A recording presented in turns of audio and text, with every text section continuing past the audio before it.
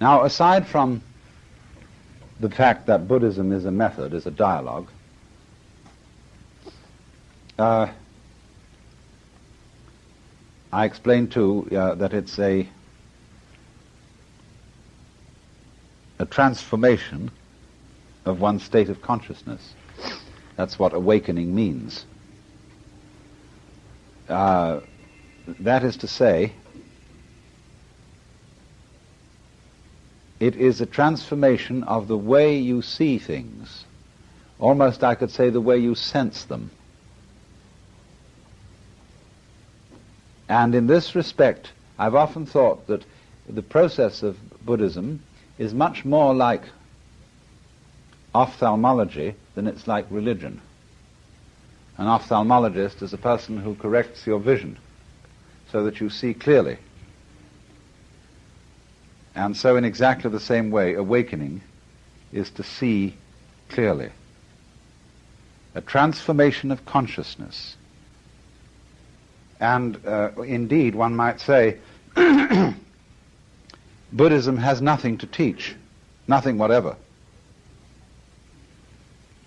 All it has to do is to get rid of illusions. And then the content, the experience happens when the illusions are gone, just like the sun comes out when the clouds go away. But if you try to manufacture the sun before the clouds have gone away, you see what I mean? And you paint the sun on this side of the clouds, it's not the real sun. So in this way, the speculation as such, ideation as such, does not lead to the awakening experience. So then this was the first point then, that it's a dialogue, and from the statements about Buddhism that you can read in books, you will discover only the opening phases of the dialogue. One of the methods that's used in this respect, people say, now, Buddhism teaches that all things are subject to change. Nothing is permanent. Now, that isn't exactly what Buddhism teaches. A more subtle scholar will tell you that the Buddha taught that the world is impermanent in order to counteract the wrong view that it's permanent. And Buddhist teachers always work in oppositions. If a person asks you a question about philosophical matters, you should reply in terms of everyday matters. What is the fundamental principle of Buddhism? I have just finished washing the saucepans. Or the other way round, if a person asks you a worldly question, you answer with a philosophical one. Please will you pass me the knife? And so the teacher passes it blade first. Please, I want the other end. What would you do with the other end? You see? Here the metaphysics comes in answer to the practical question.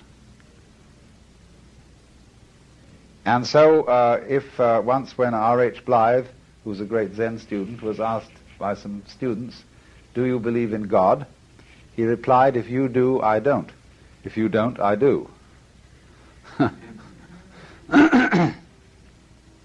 So,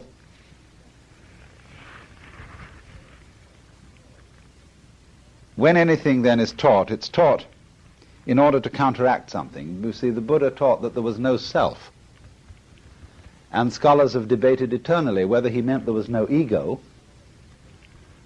in the sense of a superficial I centered on consciousness alone, or whether he taught that there is no self in the more classical Hindu sense of the Atman, that is to say, the ultimate self, the divine final reality which is in everybody, which is the root and ground of all consciousness everywhere.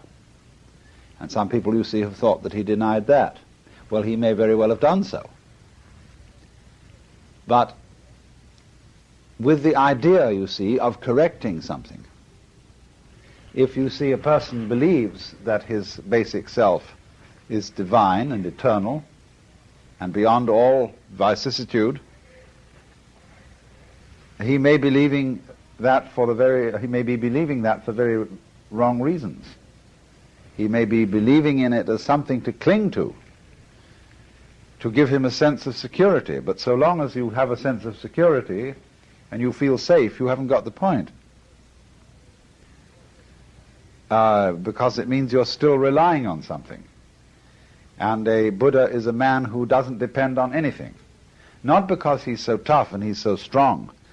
When you get a tough guy who says, I'm not afraid of anything, you try him out and you'll soon find he has limits. Everybody has his price, if you try hard enough. It isn't, you see, a question of being strong in the sense of tough. It's a question of knowing very clearly that there isn't anything to depend on. So you don't depend on things anymore. The only thing to depend on is what you really are. But that's not something you can hang on to, you see. You can't catch hold of that. You don't need to. The sun doesn't need to shine a light on the sun.